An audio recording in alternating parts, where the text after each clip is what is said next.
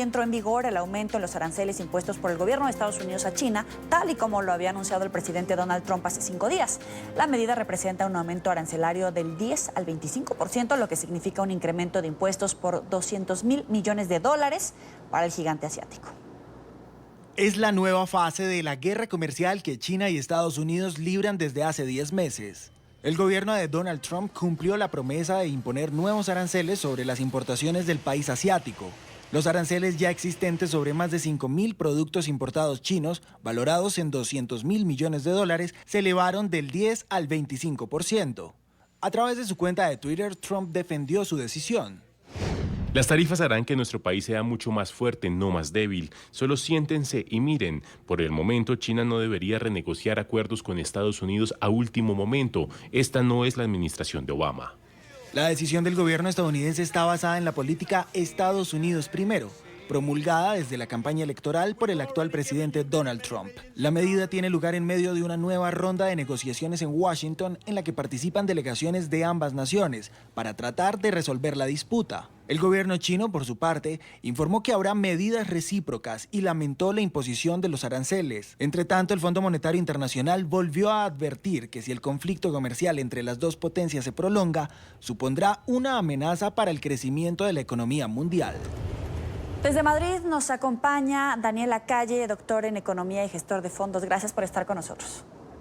Muchísimas gracias. Muy buenas noches. Wall Street recibió con pesimismo la noticia, pero en español hablado para el común y corriente, ¿qué significa para las personas esta guerra comercial?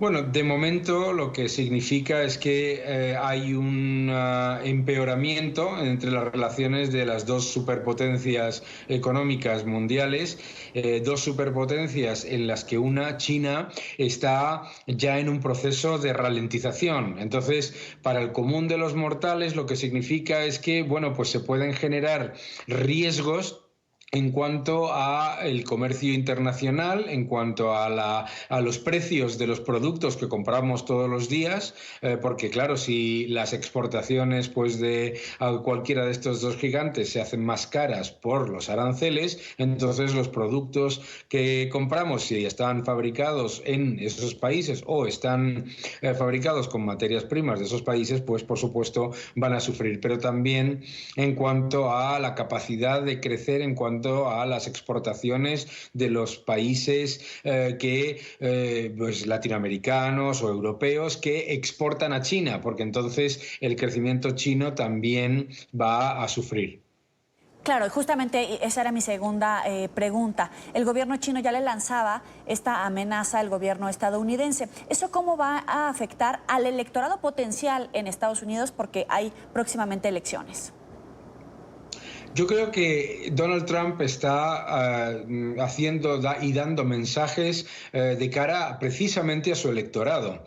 Estados Unidos es una economía que está muy protegida de este tipo de medidas proteccionistas. Estados Unidos exporta muy poco, alrededor de un 12% del Producto Interior Bruto, mientras que China exporta más del 20% del Producto Interior Bruto, por lo tanto depende mucho más del comercio exterior.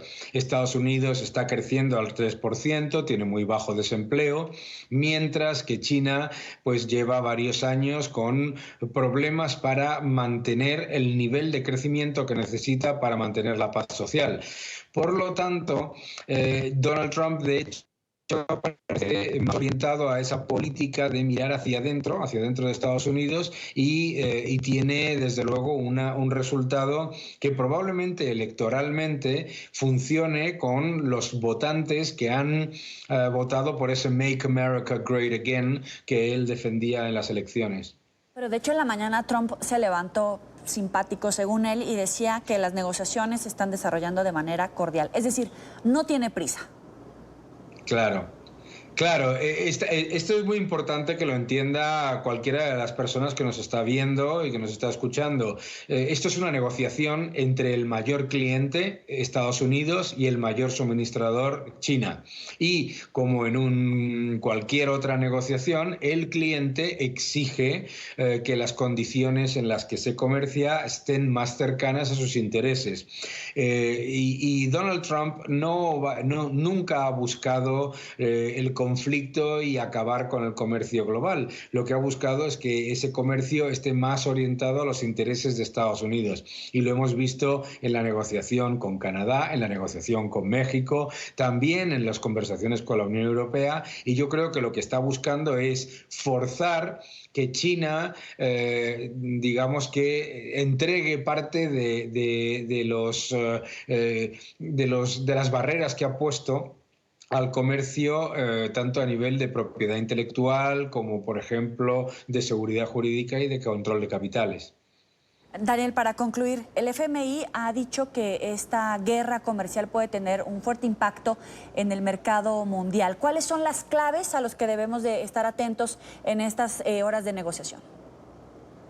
Yo creo que tenemos que ver primero si China lanza medidas de venganza o retroactivas contra Estados Unidos, eso sería negativo claramente, o si prefiere llegar a un acuerdo rápido y a un acuerdo más cercano a lo que Estados Unidos exige. Eso segundo sería muy positivo.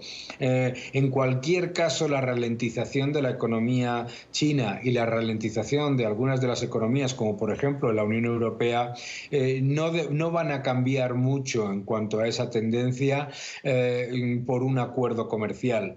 Por lo tanto, yo no estaría tan de acuerdo con ese mensaje del Fondo Monetario Internacional. Yo creo que la ralentización de algunas economías tiene otros factores más importantes: el exceso de deuda, el exceso de estímulos monetarios en los últimos años y el exceso de sobrecapacidad. Pero es verdad que si entramos en una guerra comercial en la que empiezan ambas potencias a lanzar aranceles la una contra la otra, el efecto de esa ralentización puede empeorar en alrededor de un 0,5% del Producto Interior Bruto Mundial, que es importante. Es decir, podríamos movernos de una ralentización en el crecimiento a una situación pues de recesión, claro. Le agradezco a Daniel Lacalle, doctor en Economía y gestor de fondos, por estar con nosotros aquí en la tarde. Siempre un gusto. Gracias por invitarme.